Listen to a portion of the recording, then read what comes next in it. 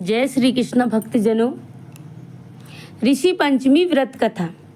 राजा सुरश्री ने कहा कि हे पितामह, मुझे ऐसा व्रत बताइए जिससे समस्त पापों का नाश हो जावे। तब ब्रह्मा जी ने कहा, राजन, मैं तुम्हें व्रत बताता हूँ जिससे तुम्हारे समस्त पाप विनाश को प्राप्त होंगे। वह ऋषि पंचमी का व्रत है जिसके करने से नारी जाति तमाम पाप से दूर हो जाती है, पुण्य का धर्म की भागी बनती है, पुण्य कर धर्म की भागी बनती है। इसके लिए मैं तुम्हें एक पुरातन कथा सुनाता हूँ। एक बार विदर्भ देश में उत्तक नाम के सदाचारी ब्राह्मण रहते थे। उनकी पतिव्रता नारी सुशीला से एक पुत्री और एक पुत्र का जन्म हुआ। पुत्र सुविभूषण ने वेदों का संगोपान अध्ययन किया। कन्या का समय अनुसार एक सामान्य कुल में विवाह कर दिया, पर विधि का विधान वह कन्या विधवा हो गई और वह अपने सतीत्व की रक्षा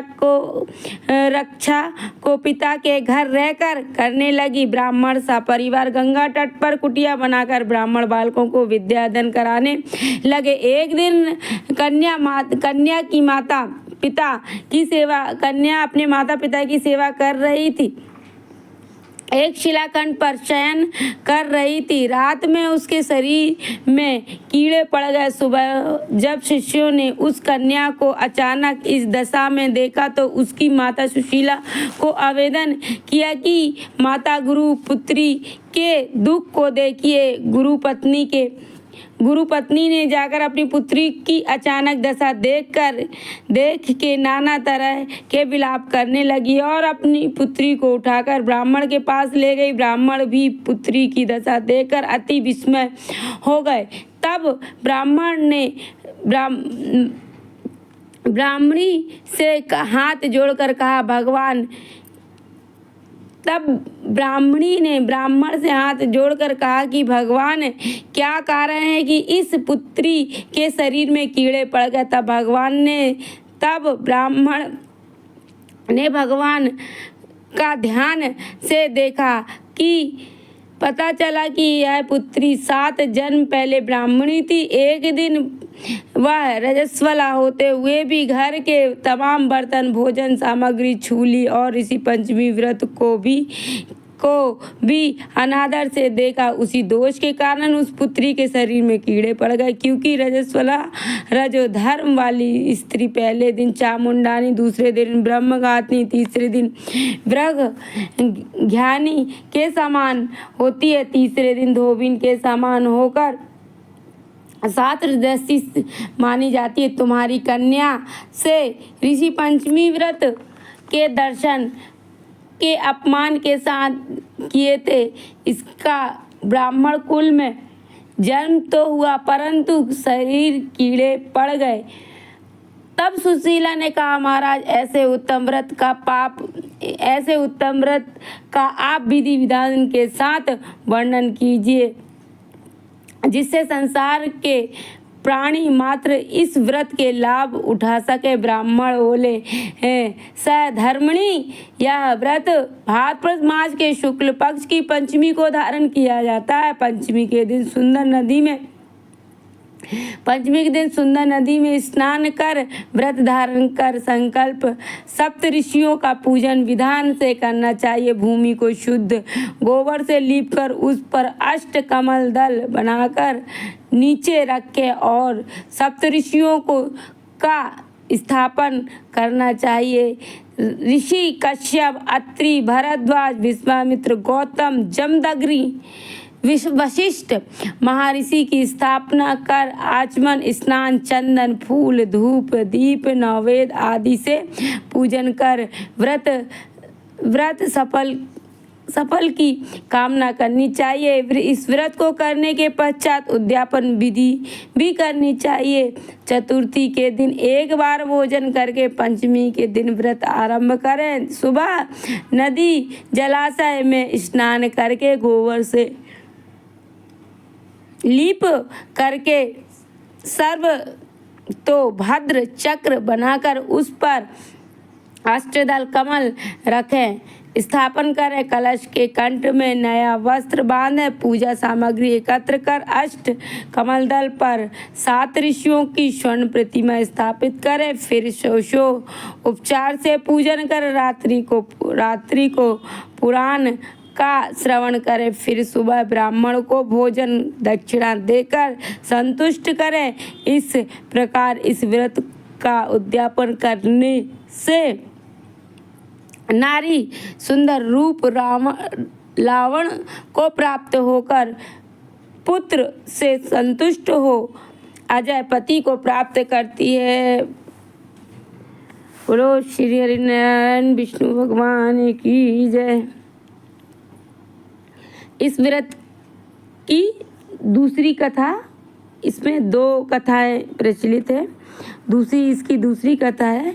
दूसरी कथा भविष्य पुराण में इस प्रकार बताई जाती है कि एक बार भगवान श्री कृष्ण ने महाराज युधिष्ठिर से कहा कि वह कौन सी पंचमी है जिसके करने से नारी जाति मुक्त होकर महंत पुत्र को प्राप्त करती है, तब मुझे संक्षिप्त में श्रवण कराइए। भगवान श्री कृष्ण ने कहा, हे राजन, भाद्रपद के शुक्ल पक्ष की पंचमी को ऋषि पंचमी का व्रत करने से रजस्वला से मुक्त होती है, क्योंकि जब इंद्र ने वृत्तासुर को मारा था तब ब्रह्म हत्या का एक भाग नारी के रज में, दूसरा नदी के फेन में, तीसरा भाग पर्वतों में, चौथा भाग अग्नि के प्रथम ज्वाला में विभक्त किया गया, जिसके हर वर्ण जाति की नारी को रजस्वला होने पर प्रथम दिन चंडाली, दूसरे दिन ब्रह्मघाती, तीसरे दिन धोबिन होती है। इससे उस दिन वस्तु छूने से अपवित्र होकर दोष होता है। इस ऋषि पंचमी व्रत के करने का वह दोष मोक्ष होकर नारी पवित्रता को प्राप्त होती है। हे राजन, विदर्भ देश में एक शयनजित नाम का एक राजा था। वह इसी राज्य में सुमित्र नाम का एक ब्राह्मण विद्वान रहता था। उसकी पत्नी जयश्री नाम की थी। एक दिन कृषि कार्य में करते रहते हुए वह रजस्वला धर्म को प्राप्त हो गई और वह समय अनुसार भोजन प्रति वस्तु छूती रही। इस प्रकार समय पाकर दोनों पति पत्नी की मृत्यु हो गई। मरने पर ब्राह्मणी का त्रियाक कुल में जन्म हुआ और वह ब्राह्मण को बैल का जन्म लेना पड़ा। इन पर दोनों ने अपने तप के प्रभाव से पूर्व जन्म की बातों का स्मरण बना लिया और यह दोनों अपने तप के प्रभाव से पूर्व जन्म की बातों का स्मरण कर यह दोनों प्राणी अपने पुत्र के घर में पलित हुए। एक दिन प्रत्यक्ष में ब्राह्मण कुमार ने अपने पिता की श्राद्ध तिथि में विधि के साथ ब्राह्मण भोज रखा और अपनी पत्नी से स्वादिष्ट पकवान बनाने की आज्ञा की। उधर ब्राह्मण पतोहू ने पकवान और खीर बनाकर तैयार की। भाग्यवश एक सर्प ने उस खीर में जहर उगल दिया।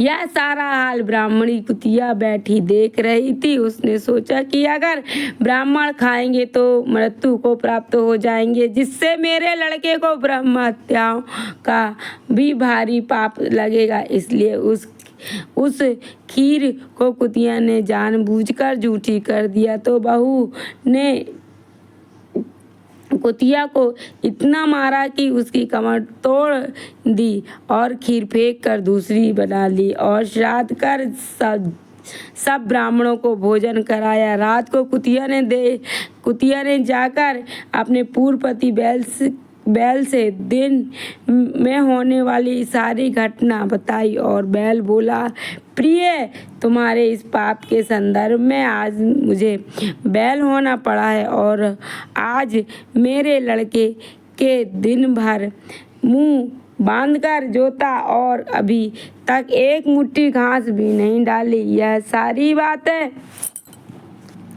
उसका पुत्र सुन रहा था, जिससे वह बड़ा दुखी हुआ। दोनों माता पिता को भोजन देकर वह रंज में वन में चला गया। उधर ऋषियों को दंडवत प्रणाम करके पूछा, महाराज मेरे माता पिता कुतिया व बैल की योनि में है, वह किस प्रकार इस योनि से छुटकारा पा सकते हैं? ऋषियों ने बताया कि तुम्हारे पिता माता ने रजोधर्म दोष से कुतिया और बैल का जन्म पाया है, जिससे तुम घर जाकर विधि से उत्तम व्रत ऋषि पंचमी को इसके करके उनका फल अपने माँ बाप को समर्पण करो, जिससे वह इस पशु योनि से मुक्त होकर स्वर्ग को प्राप्त होंगे। मुनियों से विधि सुनकर ब्राह्मण पुत्र ने घर आकर विधि के साथ सर्वांग सहित भाद्रपद शुक्ल पंचमी की ऋषि पंचमी का व्रत को किया और श्रद्धा से उसका फल अपने माता पिता को दे दिया, समर्पण कर दिया, जिसके प्रभाव से वह कुकुर योनि से छूटकर दिव्य विमान में आरूढ़ हो स्वर्ग को चले गए। हे राजन, जो नारी इस व्रत को विधि के साथ करती है, श्रद्धा सप्त ऋषियों का पूजन करती है, वह नारी भयंकर रजस्वला दोष से छूटकर शीघ्र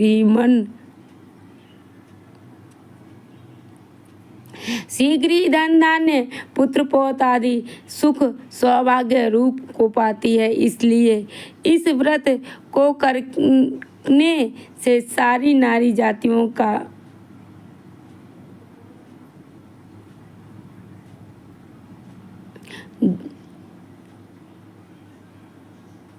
नारी जाति का प्रमुख कर्तव्य है। इससे मन तन आदि के दोष से मुक्त होते हुए जो